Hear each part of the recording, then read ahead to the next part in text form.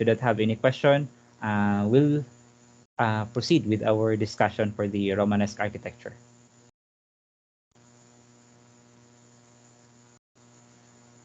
Okay, so I think we stopped here. So part of the Skis 02 is this one right here. So you have to include this one and kindly read again, reread all the terms here, and try to have your own description, either English, Tagalog, or pwede ninyo i-Bisaya if ever di nyo kaya nga mag butang og own description in English. Okay, so for our next term, ako lang siyang gibalik, no? Moat and Bailey. So again, no, inganin siya forma. It's just a drawing, it's a sketch. So moat and Bailey. So here, mo ni siya ang moat, this part right here. Kani naka-elevate. This moat and Bailey is ilaning gibuhat sa mga areas na they don't have the space na elevated daan. Like if the area that they would want to place this type of fortification, diya sila magbutang sa ilahang mga halls, barracks, stables, and so on and so forth. And if that area is flat, like super flat, and they don't have that elevated portion wherein you could have a good vantage point or view if naipado nga mga enemies. So they've created this moat kaning part here. So elevated na siya. So kaning nga part mo na ang moat, and then support sa moat mo na ang berm here. Ay, sorry, wala ko eh.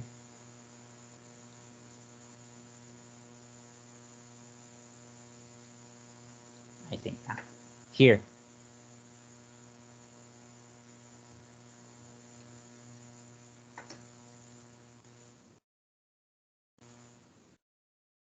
Okay, so here. No. So for the Bailey, ay sorry, na-copy-paste rin ako ni siya. This one here is the Bailey. I'll adjust this one. Bailey.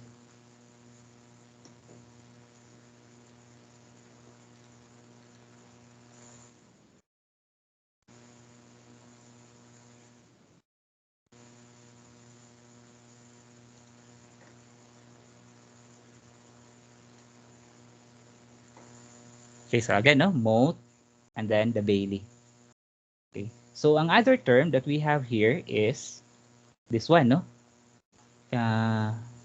It sounds the same as moat. So this one here, the moat here is actually it's a water surrounding this moat and Bailey. So it's an additional defense. So for example, na mga padung nga mga enemies, mga soldiers that would like to conquer your fortification, your space here. So dili sa diretso sa Bailey area.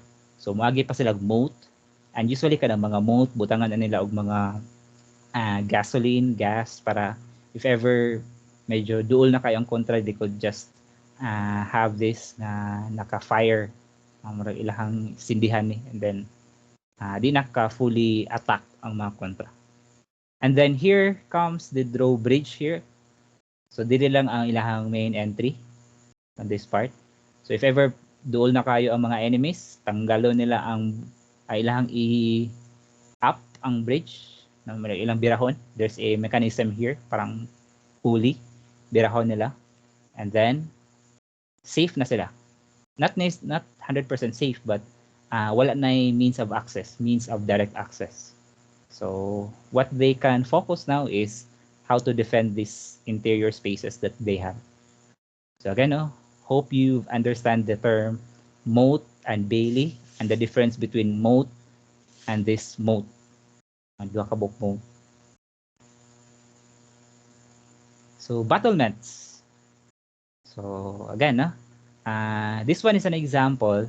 I forgot the term for the name of this castle, but it's a castle during the Romanesque era, Romanesque style of architecture. So they have this battlements kaninya. So again, no, unsay tawag aning taas? Tawag na siya merlon. Ang kaning sa ubos is crenel. So again, no, if I will resketch it, the upper part is the merlon, the lower part is the crenel, and then merlon na sagbalik, and then crenel. So merlon, M lang ko ibutang ha, M, and then here ang ubos is crenel. C. So again, no, unsay use aning battlements. So from the term itself, it's used for battle, pang-away ni siya.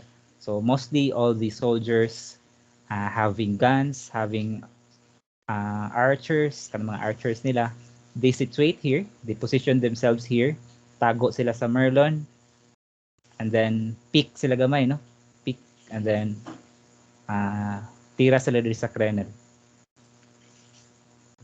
So mo na ilang gamit na ang battlements.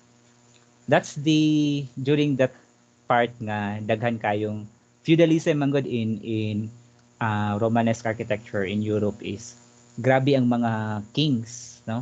They would try to conquer other areas. Murag, if I have this, if I'm the king of this area and I would want to enlarge my kana akong nasakupan is I would conquer another areas. So medyo daghang battles na naagian during the Romanesque architecture. So this one, kaning gigamit man siya sa mga castles, they also imitated murag ilang gikopya and other structures during the late Romanesque, medyo late na ni siya nga Romanesque. They copied these battlements and applied it as an ornament in their buildings or even churches ni gamit o battlements. But again, ang use niya is dili na siya for battle. So ano lang siya, gigamit lang siya for ornament. So it looks like this now. This one here on top. So why do they do that? So siguro to break the monotony na medyo flat kayo ilahang upper portion. So to add on the ornament on the facade of their structure on their church, they've added this style na naka battlement siya but not for battle purposes but for ornamentation. And here, this one, no, you would like to know the name of this building. This is the old cathedral in Coimbra in Portugal. Sir, excuse me, sir. Yes. Naka-next ka sa mo slides. Nauro ko sa kuwan, sir, kaning Motte and Bailey. Nasa Motte and Bailey. Urag nawa siguro. How about for the others? Same, sir. Naka-Motte and Bailey? Sabi na naglaw ko, sir. Kusog kayong uwan, sir. Sige. I would unshare this one. Wait lang. I would turn off my camera lang, no? Kaya I think bandwidth nako is grabe kuha ang akong naong. I will turn off my camera and then I'll reshare everything. Stop sharing. Wait lang.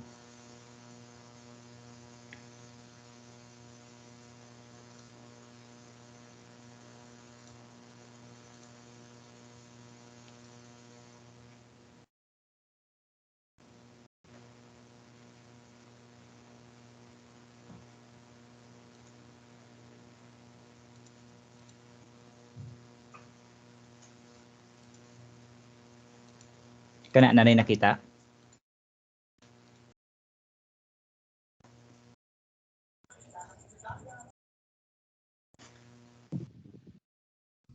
Nara, sir.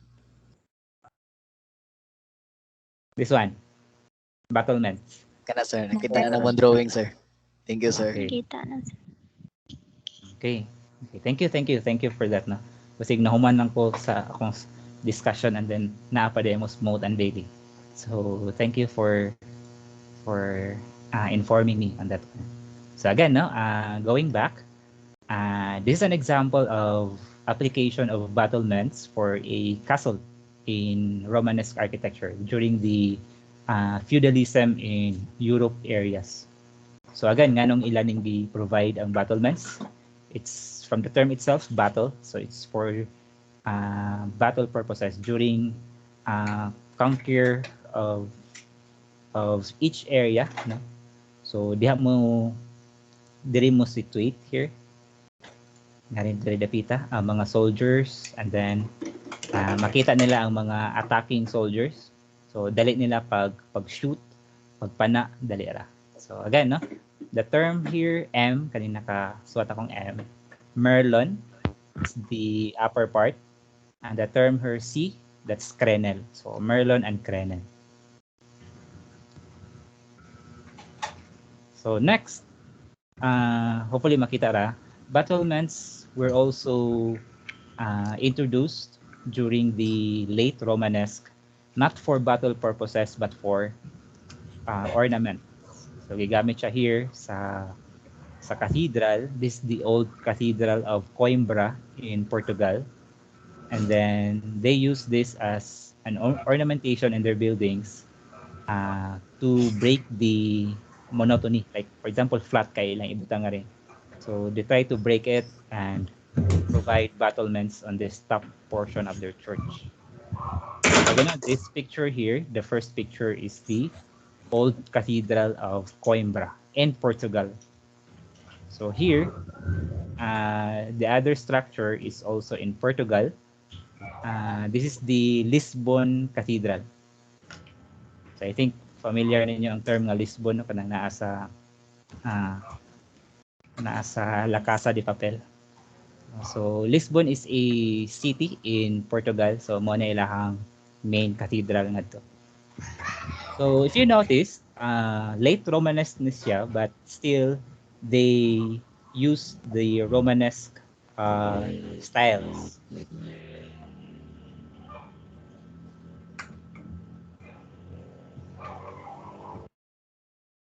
Okay, so here, if you notice, these are the orders, nasa order. Pero wala siya trumu. Wala sa siya timpanum. So here, ihalanggi elongate ang iyang whole door. So wala siya nagbutang og timpanum. And then wala siya nagbutang og trumu.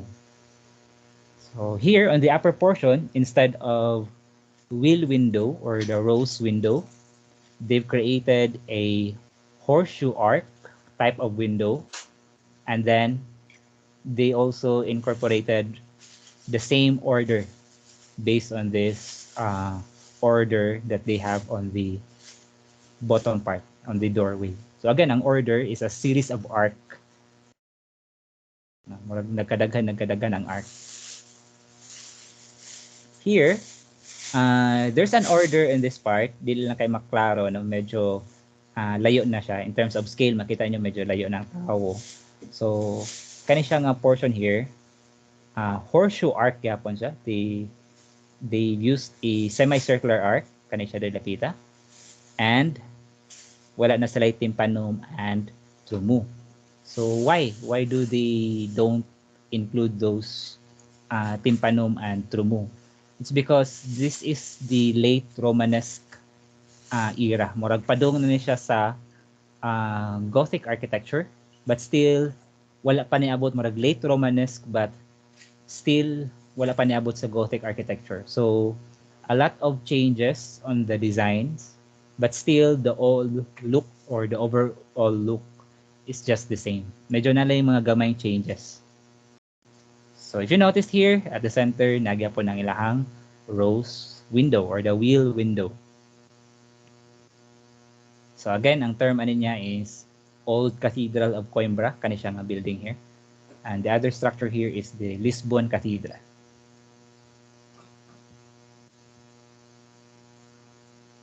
So aside from the old buildings, there are also types of battlements, which is another term niya is crenellations, which is from the term crenels. And also you can have this as embattlements. So gigamit siya for new structures. So this one is actually in Shangri-La, Hawaii. Still, this is a type of battlement. So this one here is their parapet. So if you know the term parapet, no, mo na siya extended. If you have a roof deck or a roof, that's the extended wall right here.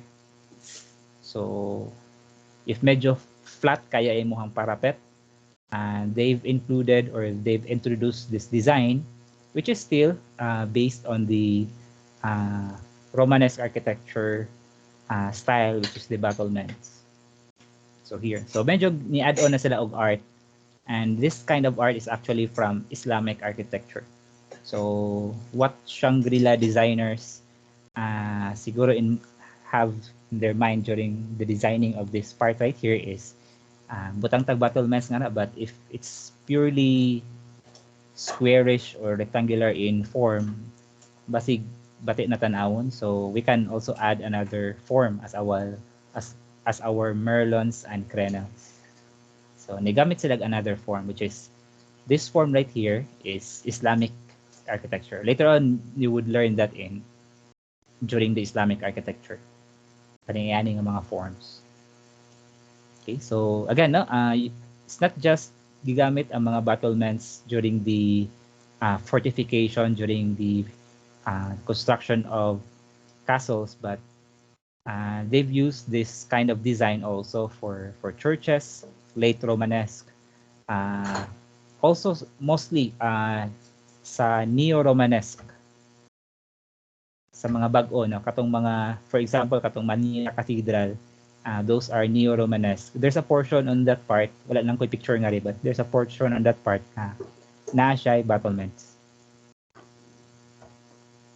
And this one, modern application in Shangri-La, Hawaii.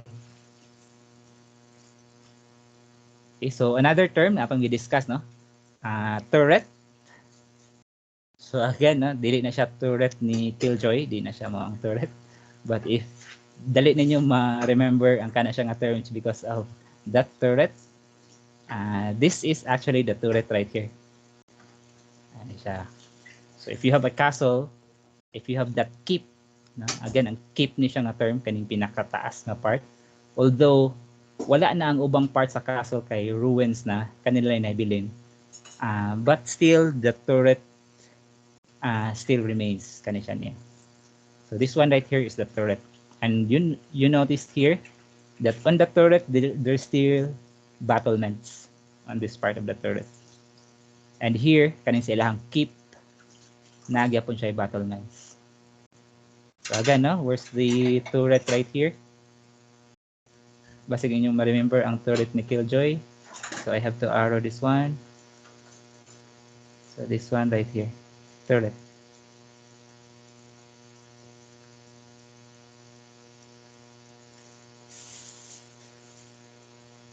Okay, so this is the kind of turret nga gigamit during the Romanesque architecture, during the buildings, during the castles, kanang pag-build nila castles and fortifications.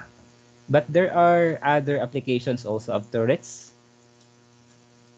like this. Now, although this is a castle, but it is not built during the Romanesque era. Bale, these castles here were built after the Romanesque era. So here, if you notice, nagyapon siya turret, but without the battlements. So dili na siya pang away, dili na siya pang battle. But the design still remains, they still copied it. And then na siya turret right here. And then daghan gali siyang turret na iyang gipasubraan. Not just one, but I think 4. Every sides iyang gibutangan og turret.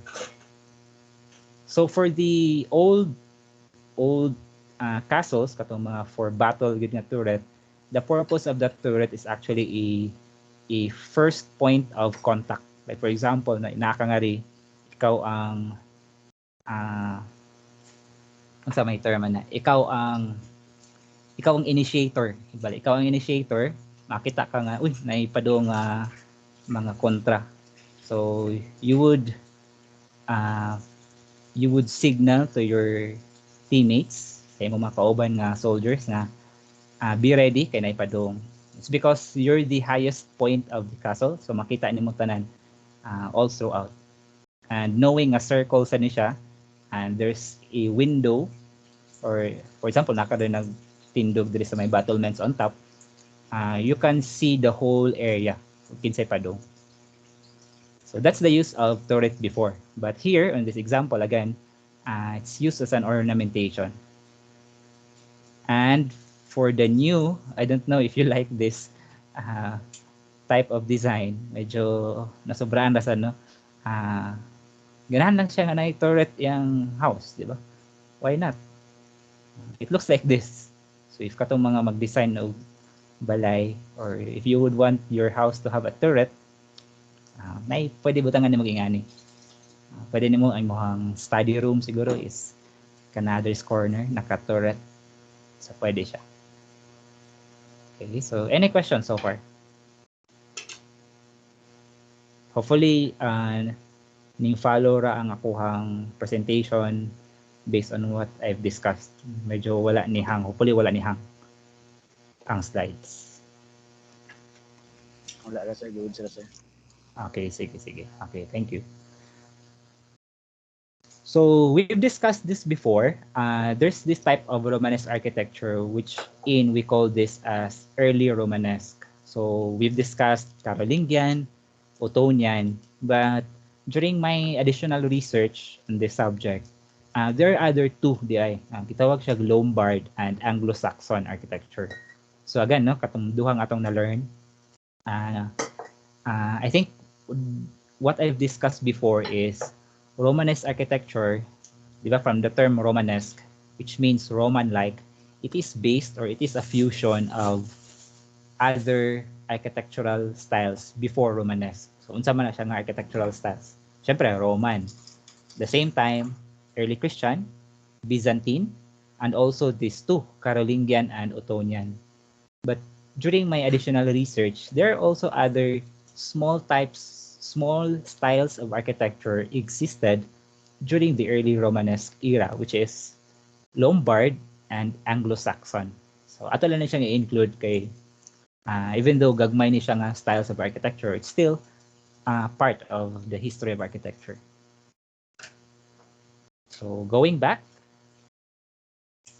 ito lang i-review gamay, no? Carolingian architecture. All of these definitions right here are from the Visual Dictionary of Architecture.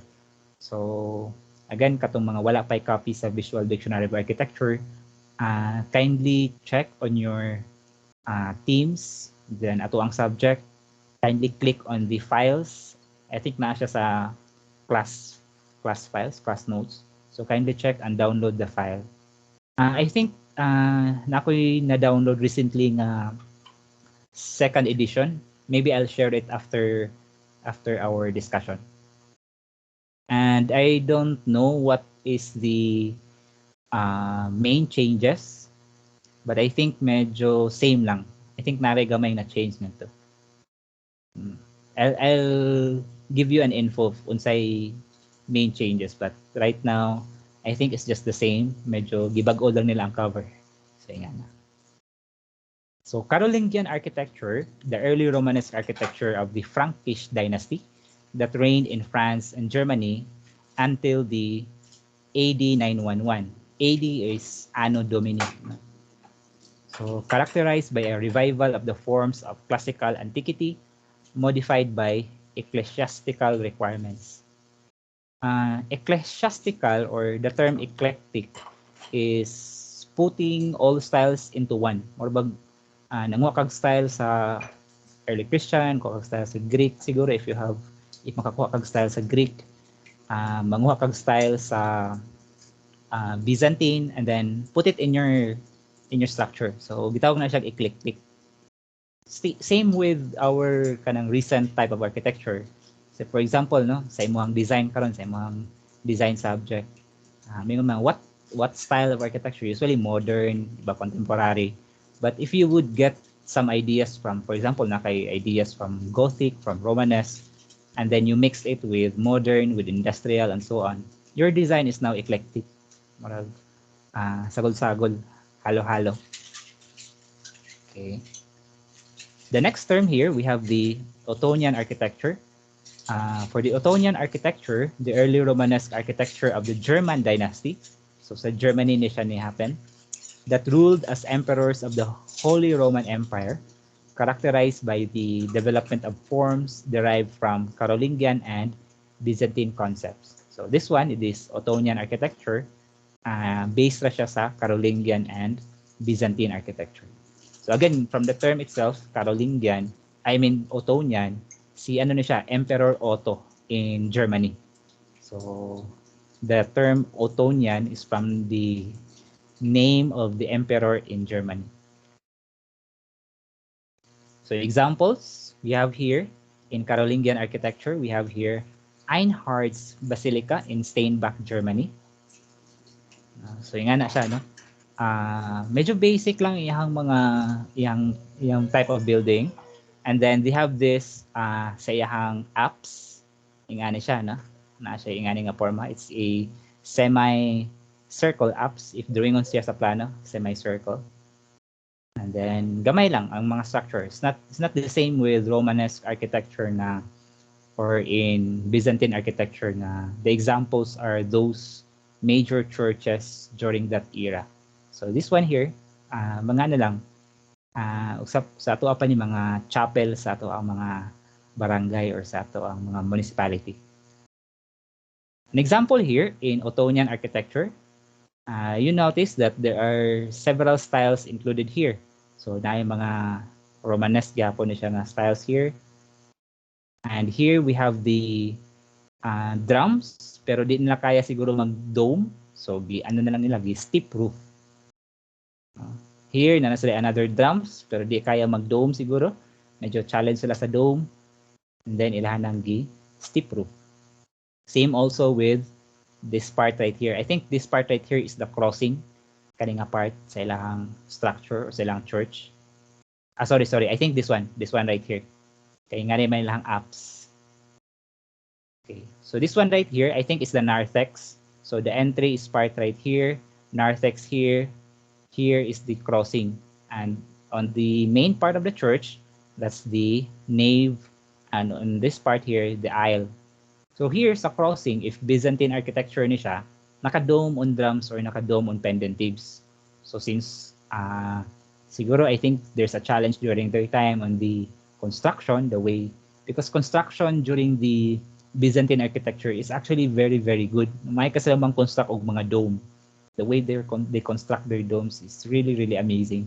So if you have time, like for example, medyo bombarded na mo sa inyo mga plates or sa inyo mga other task, you could watch the Hagia Sophia na documentary. It's really quite interesting. Medyo chillax and then at the same time learning sad mo. Later na tanaw ng mga other shows sa Netflix nga. Like for example, tanaw mo Squid Game karon, ano na sana pause lang sana and then try to watch the documentary of the Hagia Sophia.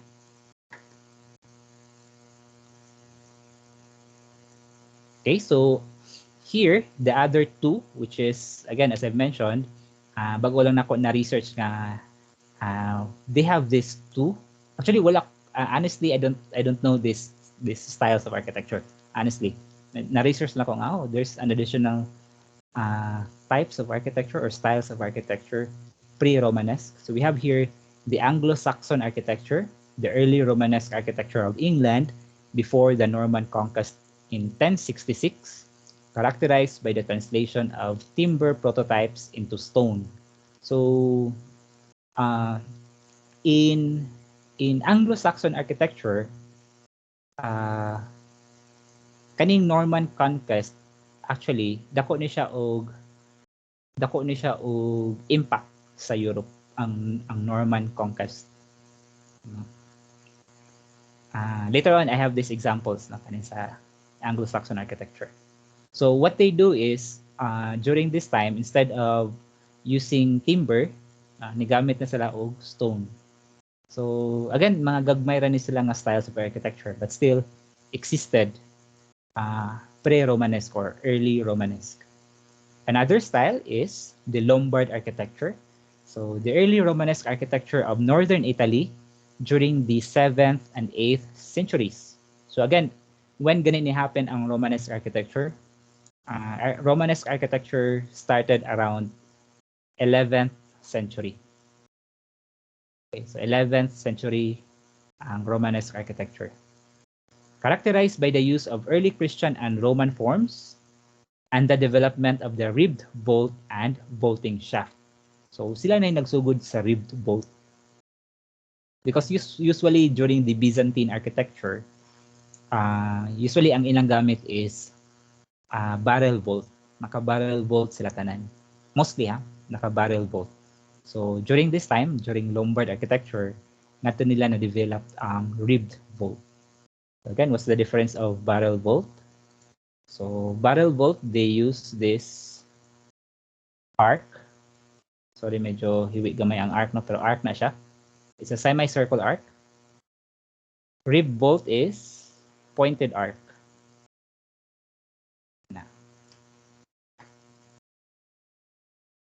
So examples here in Anglo-Saxon architecture.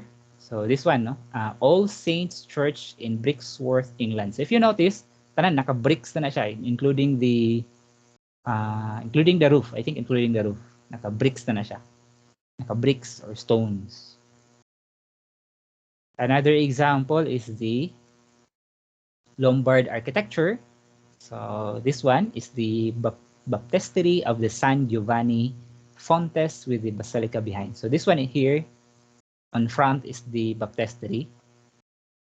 So the cathedral is on the backside. So if you notice, makita ninyo kanang mga extension sa likod. That's the apse. Apse na niya. So if no na siyang apse, the altar is probably here. This one here is yung transept. And then, if Byzantine architecture na siya, gibutangan na siya dome on drums or dome on pendentives. Pero since Lombard architecture, medyo smaller styles of architecture in outlying areas in Europe, ano lang, giditso lang niya iyang roof. So, para di kayo lisod siguro during construction. And if you notice, the materials they use is purely bricks. Naka-bricks sa tanan. And also sa roofing, clay tiles ilang gamit.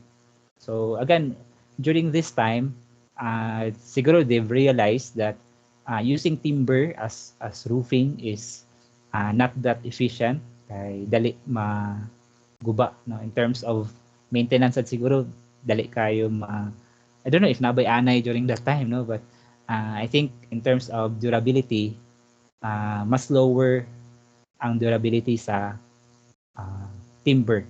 So what they do is they've invented or they've used these new materials. So naka-clay tiles na sila.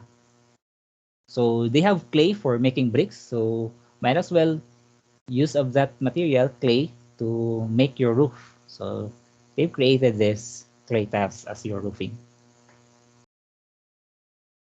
Another type of architecture na kadaghan, no? These are the sub-types of architecture under Romanesque. No?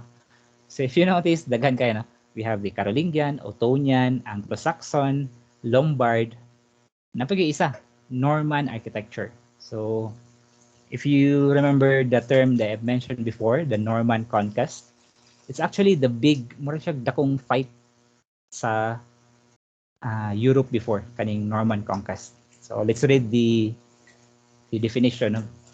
The Romanesque architecture introduced from Normandy into England before the Norman conquest and flourishing until the rise of Gothic architecture. So characterized by the building of great Benedictine abbeys, the two-tower facade supplementing a central tower over the crossing and the use of geometric ornamentation.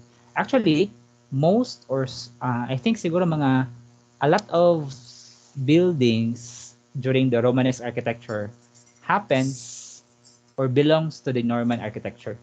Mostly. Not all, but mostly. So again, atong basahon balik. The Romanesque architecture introduced from the Normandy into England before, sa wala pa nahitabo ang Norman conquest. and flourishing into the rise until the rise of Gothic architecture. C 1200, kitawag ka ng C is circa. So if dili ka sure sa unsa nga year, butangan ni mog C, circa or around 1200. So it's either 1200, 1220, 1250. So dili kayo sure ang nag-wrote siguro ang nga history nga part. So they provided this term here, the C, which means circa. Characterized by the building of great Benedictine abbeys. What do you mean by abbey? Abbey is a building housing the it's either nuns, priests, or monks. So if kana nga building ay nuns, priests, or monk, pwede na siya tawag abbey. So again, example katong kanang pinakasikat, Westminster Abbey. So other called it church, pwede ras tawag naman siya church, but mostly in Europe they use this term abbey. So just to include this term, the Norman conquest is the conquest of England by the Normans under William the Conqueror in 1066. Kani si William, bata pa lang siya, is actually gana gid siya mo conquer. So gitawag siya William the Conqueror. So if I'll show you this map right here. Actually the Normans existed here in France. So here, pag start nila here sa France, they go down and then na-invade nila this part of Italy and nahimo na nilang kingdom ang South Italy. This one here is Italy. So here nakuha na nila. And wala sila si William the Conqueror, wala nahimutang. Medyo gamay ratong na conquer bad. They tried to conquer again the north, which is the England. So the Norman conquest happens here during the 1066, during the conquest ang gibuhat ni William the Conqueror. Okay, so we'll have our 10-minute break. Snacks lang sa ginagmay, water break, bathroom break, and then we will continue our discussion around 6:55. So if you have question, you can type your questions in the chat and we would discuss that before we proceed with our other examples of Romanesque architecture. Okay, so snacks lang, bathroom break, water break.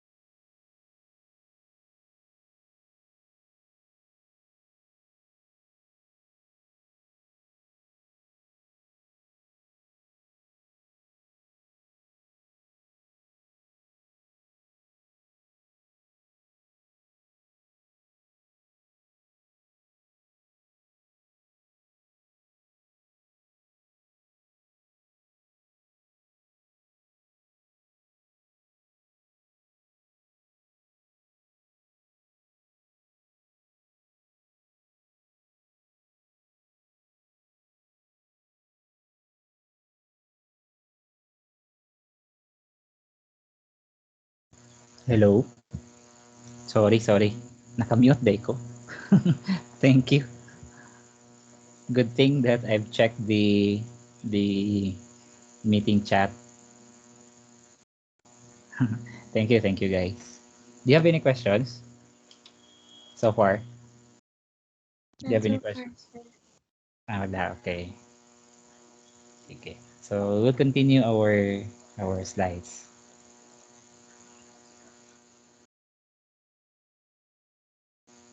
Okay, so again, no, si William the Conqueror, siya cause sa kaning gitawag og Norman conquest. So the Normans, which is initially here from France, they conquered the Italy, the southern Italy, and they've also conquered the north part here, which is the uh, England. If you notice, dole ra ang Byzantine Empire or the Istanbul, Turkey actually. So here. So nga rin nag-start or nga rin nag-originate ang Byzantine architecture. So again, the influence of Byzantine architecture nga gigamit sa during Romanesque architecture is Dolra, no? Makuha ninyo nga Dolra siya. So a lot of influences was actually part here sa Byzantine architecture. Okay, so we'll continue. We have here our examples for the Romanesque architecture. So first we have Romanesque in France. So it was the original region of Romanesque art. So if there's a Romanesque architecture, nasa gitawag og Romanesque art. So nag-start siya in France. So it appeared in Cluny's Abbey, or other would call it the Cluny's Church. So from there, it expanded, which is thanks to the pilgrimage routes, especially to Santiago and Spain. So before, or I think right now, still right now, uso ni mga pilgrimage. I think nag-start na siya during the Romanesque architecture. So here we have characterized by various vaulted styles. So they used a barrel vault. Pwede gamit po sila og mga the rib vault. So in province is actually a dili na siya province na probinsya niya, wrong spelling ha. The province here is actually a region in France, o siya lugar sa France. Okay, so in province, in a place in France, which is the province, they use pointed domes and facades decorated with arches. So here, example here, the Saint Trophime in Arles. Arles, it's a place in province. So dako ang province niya, mas gamay ang Arles. Here, wala naman makikita, but there's a dome there at the rear portion. Pointed siya, pointed ang iyang type of dome. And the facade is decorated by arches. So here, semicircular or round arch ang gigamit. Auvergne is the same with province, another place in France, another region in France. So in Auvergne, their styles is they have long choir. So again, no, katong choir, if you remember the spaces in the church. So mas taas ang ilang choir area. They have side aisles around the semicircular sanctuary, forming the ambulatory in which radiating chapels open. So hopefully I could get a plan of this. So currently I don't have a plan of this Saint Sernin Toulouse. Toulouse is the place again in Rome in France. So Saint Sernin na lang nato ni tawag na. So Saint Sernin. Okay. So this one mo na siya no, ang Saint Sernin Church in France. So ang forma na niya is like this. Ana siya in bigger view. So cool, di ba? If you noticed here, this is actually an improvement during the Romanesque architecture. Instead of using drums, dome on drums, they use this tower right here, which is the tower is actually on the crossing. na siya sa crossing. So if you notice, mo ni siya ang transept, which is nangad to ang choir side. So they've extended this transept a little bit longer since patas anay or padaghanay sa choir. Siguro mga maayo mong kanta tong mga tao ngadto sa una. So instead of using domes, they've created tower with spire. This one is what you call spire. Right here. This one. Spire ang tawagan niya.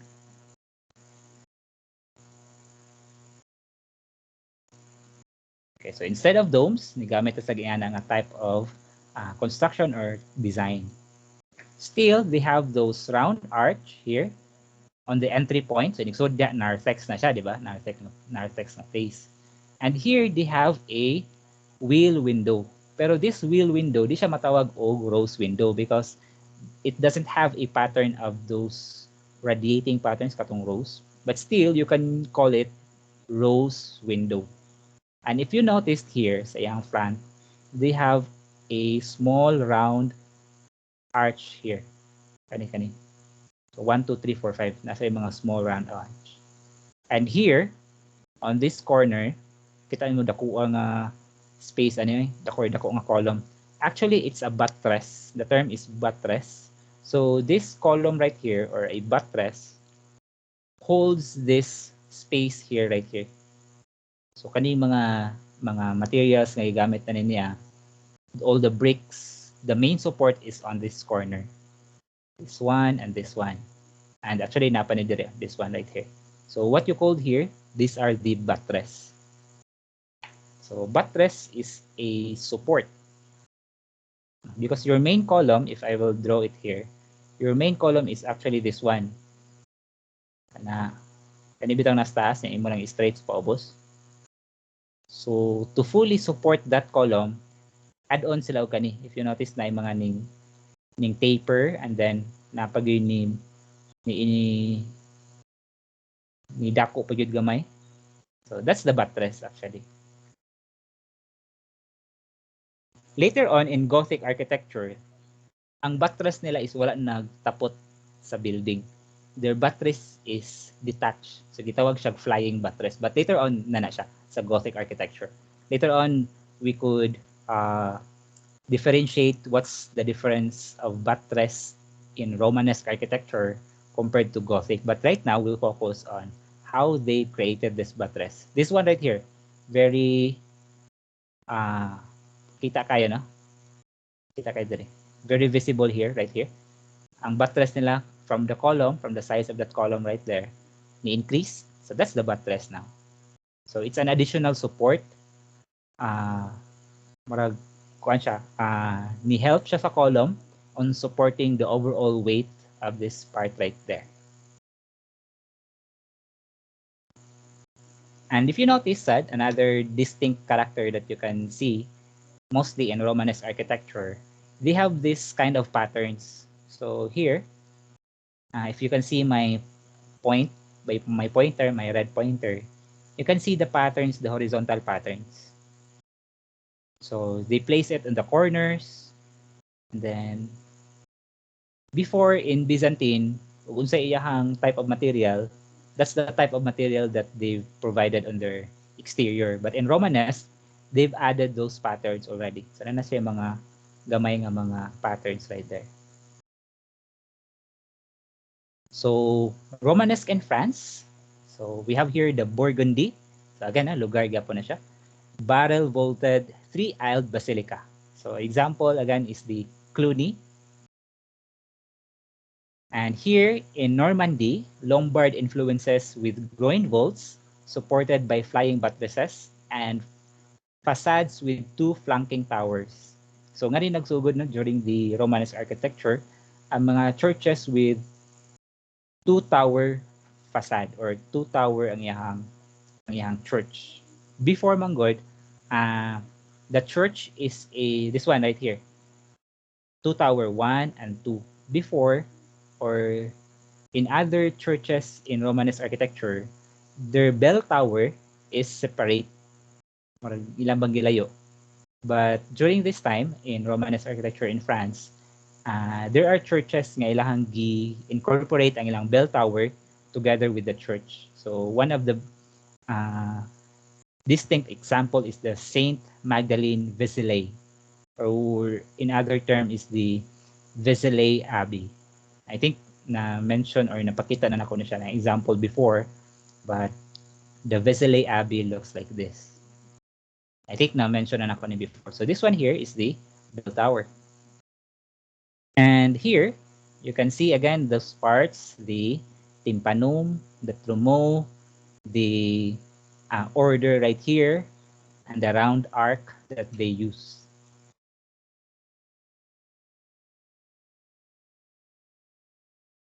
So this one is the Cluny Abbey, or what they call church, the Church of Cluny. So actually kind of redundant if you use the two terms, the Abbey Church. It's actually, if you use Abbey, pwede ra Cluny Abbey. If you use Church, Church of Cluny. So inga na iyang configuration. So in this drawing, makita nimo nga ang altar or the crossing is right here. And then this part right here is the apse, transept. So asa nag-abot ang transept o ang nave, that center part right there is the crossing. So ilahan ng pointed roof. Wala na sila ni gamit og dome. And here you can see the small apses, kanima yan mga ginagmay. And those are the semi-apse, which is a semicircular in plan, semicircular circle in plan, and this used to support this main apse right here. Gidungag na siya para to support, additional support. And at the same time, those small apses or the semi-apse, nga to sa gipangbutang ang mga sacred na mga statues. So there, closer look of the crossing tower nila. Another view. I think this one is added already. Additional na ni siya. Before, wala ni siya nga structure right here. So during the siguro I think during the Renaissance period or after several years, they've added this support. I think these are support, additional support, just to fully maintain the church para dili siya maguba.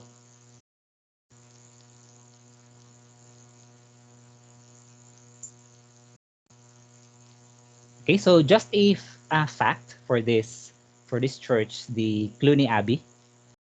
This is the largest church before, the world's largest church before na-construct ang St. Peter's Basilica. Diba, we have the old St. Peter's, diba, katong naguba.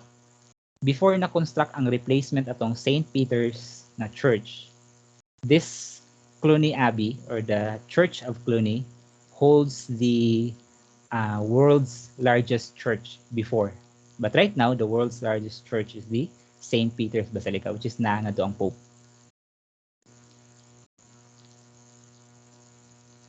So next, so manata sa Romanesque in France. Next is Romanesque in Italy. So actually, Romanesque is actually very, very popular in Italy.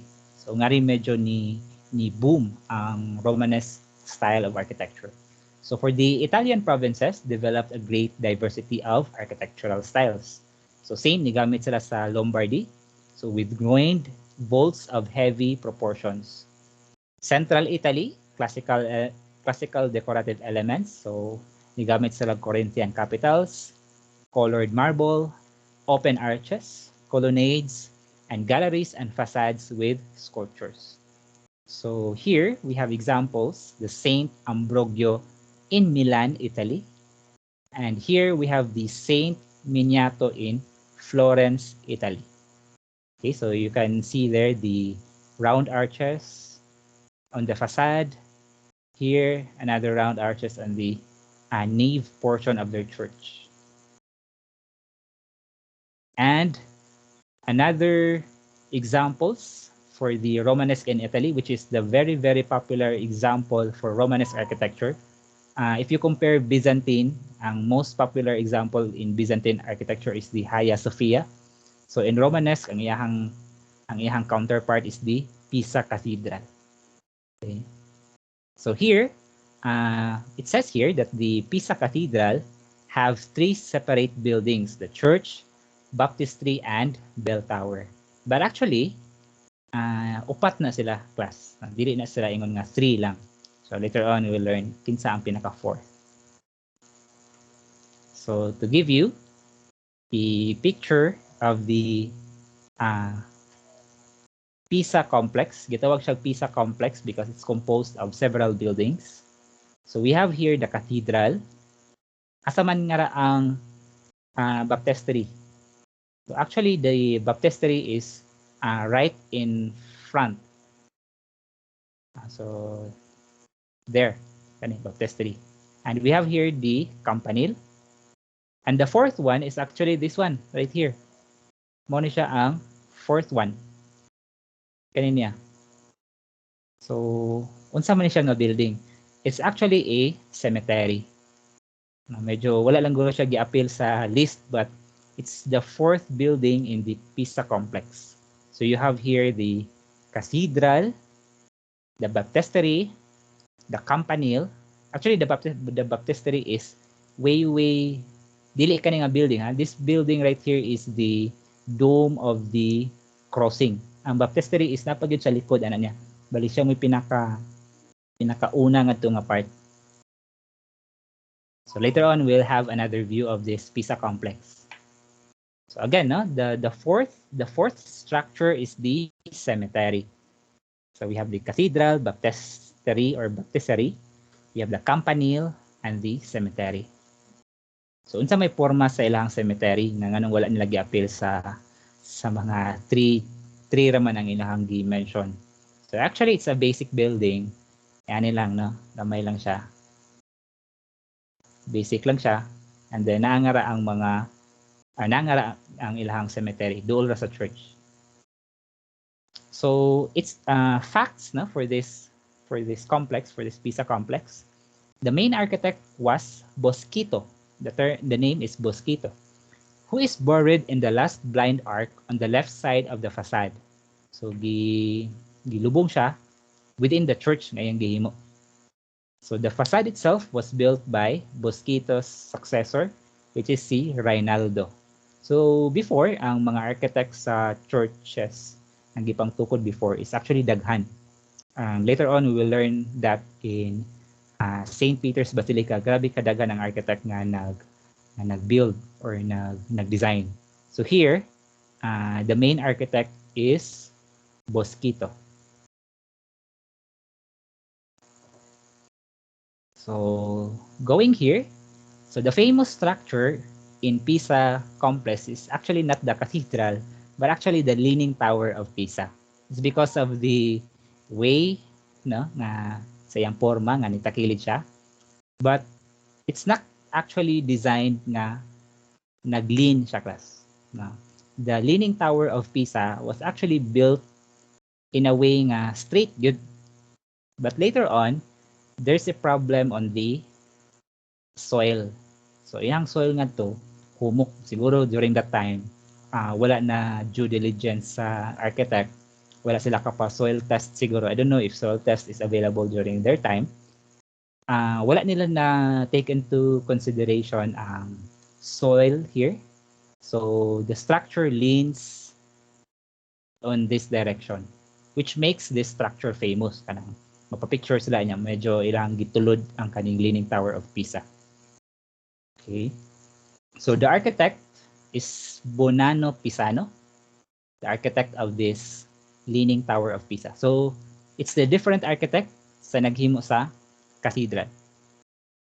So around 1990s, they tried to para dili maguba ni siya, no, kaning Leaning Tower of Pisa. A lot of studies, a lot of structural engineers studied this structure, and actually they have this idea that pwede nila mapastraight kaning structure. Pwede nila ibalik, di ba, nagtakilid naman siya, pwede nila ibalik pa straight. So at first, what they did is, on this part right here, they provided this Kani siya. Steel nga support. So it's actually a counter support. Masyad ka ng counterbalance. It's actually counter support para dili fully collapse ang building to this side. So kaya ang force man gud ani right now, the building is collapsing on this part right there.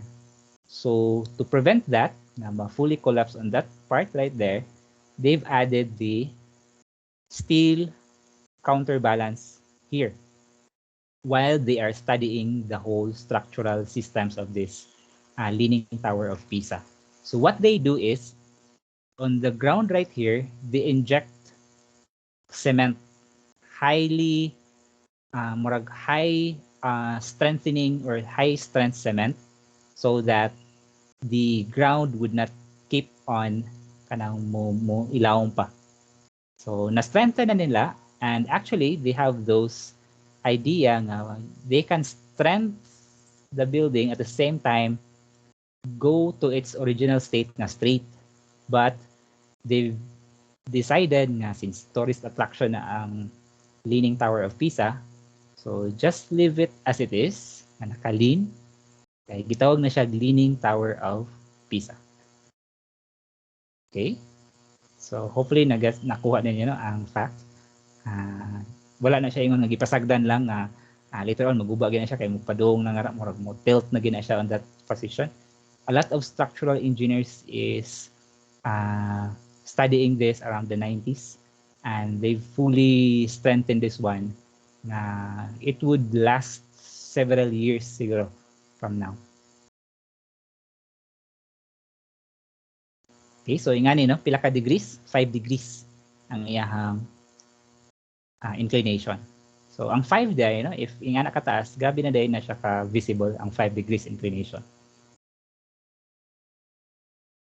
Okay, so for the interior of the Pisa Cathedral, it looks like this. And on the narthex, naa siya'y octagonal font. So mo na iyang font. So ngari na siya, ngari ang ilang place nga magbunyag. Okay. Another examples, we have Romanesque in Germany. So churches were planned on a large scale. So mas dagko no ang mga churches in Germany. Very high in terms of height. They had an apse or sanctuary at each end. Numerous round or octagonal towers that conferred them a picturesque silhouette. Okay, so lahi ang style sa Romanesque in Germany, ang ilang apse is duha, both ends. So asa ilang entry? Ang ilang entry is naa sa may side or nasa lay another area sa ilang narthex.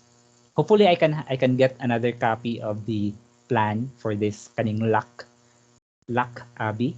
Hopefully I can get a plan para ma-share na ko sa inyo guys. Siguro I would share it through Teams chat na lang for you to have those references para magamit niyo later on. Okay, so the two main cathedrals in Germany is the Lac and the Worms Cathedral. Actually, this Worms Cathedral mo na siya ang pinakasikat actually during, aside from Pisa complex, the other very sikat na landmark during the Romanesque architecture is the Worms Cathedral. Okay, so the Lac Abbey or the Lac Church looks like this. So na siya 2 towers and then na siya main tower at the center. So sa iyang facade, makita nimo no. Sa iyang facade na siya orders here, and then nigamit siya og mga wheel window. Again, wheel window, di siya matawag og rose window because it doesn't have those patterns, the radiating patterns. And for the arcs that they use, semicircular arcs. Semicircular. Okay. Here is the picture of a narthex. So this part right here is actually the narthex. So if nakasud sa narthex, it's just a porch, and then on that porch, open area siya, and then you can have a view to the garden. So na garden here in front. Wala lang na-appeal sa picture, but there's a garden right outside the narthex. So again, no, narthex, it's a porch before ka musod sa main part of the church, which is the nave. So here, in the interior part of the church, this is the nave here. Kani. So sa tawag aning mga lingkuranan sa church. So those are pews, P-E-W-S. And what they have here is barrel vault only. Barrel vault lang yung gamit. So here, there's another picture showing the main altar, the apse area, and they have those paintings. I think these paintings was done in fresco. So again, unsa ng fresco? Mag-paint ka while the plaster is still wet. Mapoy pag-plaster nimo sa wall, imo din ang koloran, ngadto ka mag-paint. So that means ang imong paint will be fully embedded sa imong plastering, sa imong wall. Another example is the Worms Cathedral. So nga na siya forma. Actually, dako kay siya, medyo tanawon nga rin nga part. Gamay, but this church is quite big. Dako kayo siya. And here, itawag na ni siya og rose window. So kani nga wheel window, tawag na siya rose window. And we have this arches here, but wala siya opening. So that means gitawag na siya blind arches. So there's an arc just to provide a texture here on your wall. So instead of having a blank wall, ilang gibutangan og arc design, but doesn't have any access going to the interior part of this apse. So mo ni ilang apse kani nga portion.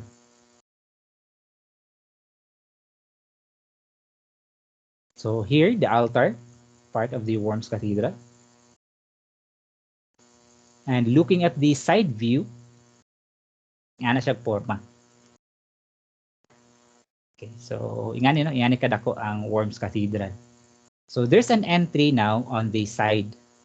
So unlike Byzantine architecture or early Christian architecture, mostly the entry is on the west, and then ang ilahang altar is on the east.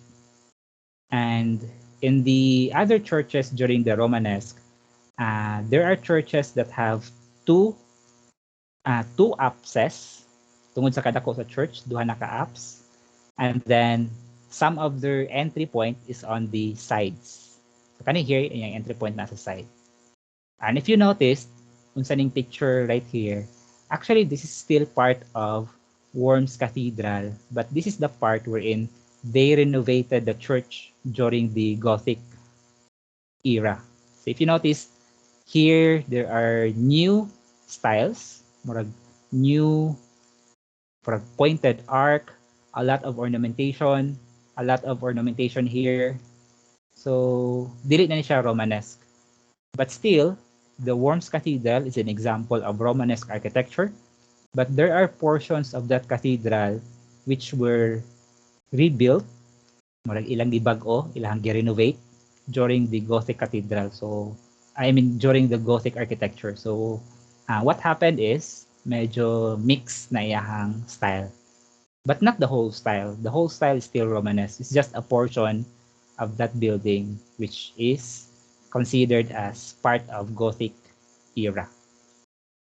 Okay, so that's the end of our discussion regarding Romanesque architecture, and hopefully you can differentiate the structures from early Christian going to Byzantine and going to Romanesque. So early Christian medyo simple pa, then during Byzantine medyo nagka-detailed gamay, nagkadaghan ng ilahang mga gipang introduce. They introduced domes and so on and so forth.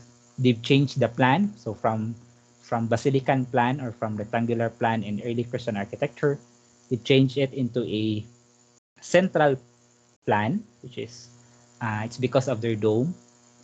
And then in Romanesque architecture, they really relied on the previous styles, which is the Byzantine, Roman.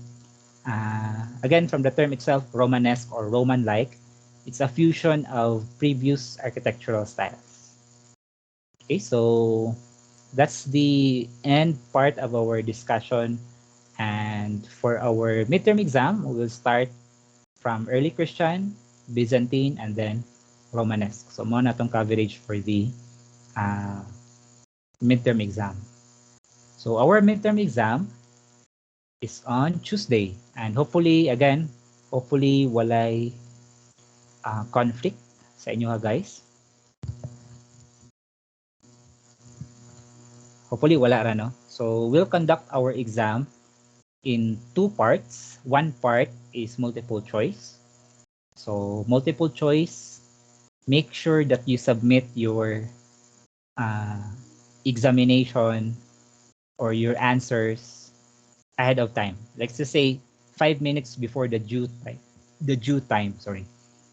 Kay naiuban nga mo submit like for example if ato ang due is for example 5:30. 5:30 to 6 mo na ato ang schedule. So supposedly dapat mo submit mo 5 minutes before the 6 so that you can dili di mo maklosan sa kada nga part sa exam. Okay, so we have here Homer. Sir, unsa gani ang coverage sa exam? Okay, coverage of the exam again is from the early Christian, Byzantine, and Romanesque. Okay. So first part is multiple choice. Second part is essay and identification. So sa second part, medyo dako-dako mong time. And make sure again to use your own knowledge unsa inyong na-learn, use your own learnings based on our discussion and based on the review that you will have. Please don't copy answers with your classmates or copy directly from Google because I don't give any scores for those mag-copy. So ano mo pagka pagkabaw nga nag-copy? I can sense it and I know if mabasa na ko ang inyong answers, I know that you get it directly from Google.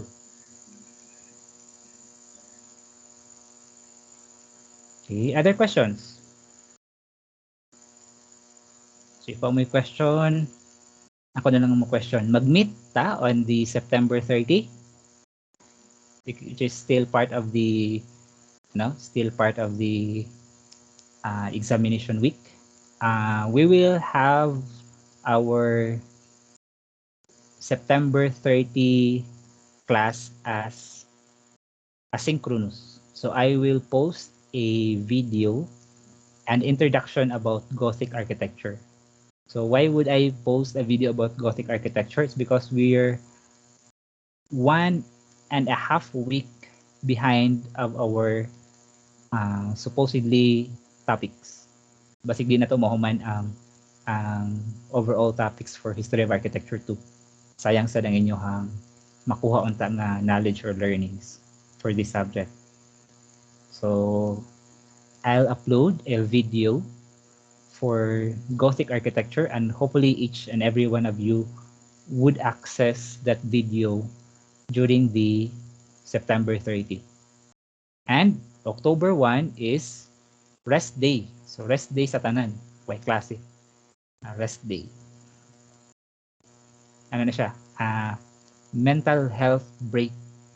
So after your exam, October 1, mental health break and balik na sa October 2.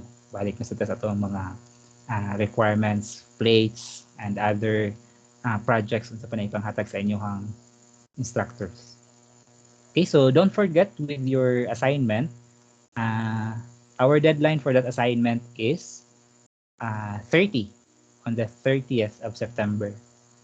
And I think most of you will submit it ahead of time because again, ang essence of ang assignment is for you to be able to fully understand our previous discussions about Romanesque architecture by sketching it. So nag-sketch na mo, naka-study pa mo at the same time, naka-submit pa mo sa inyong assignment.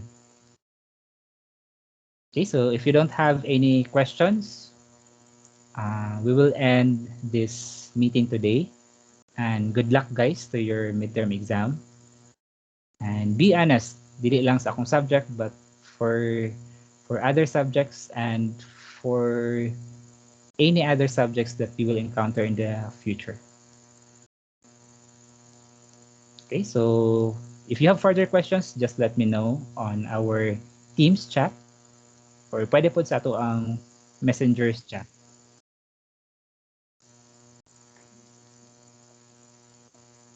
Andam na ang kape. Okay, sige, sige. That's good, no? Okay, so thank you everyone. Have a good night and keep safe. Keep safe everyone. Medyo Thank you, uwan-uwan sir. Have a good other night po. areas. Thank Thank you, you, thank sir. you. Thank Keep you, God bless. safe. sir. Thank you, Thank thank you, sir. you.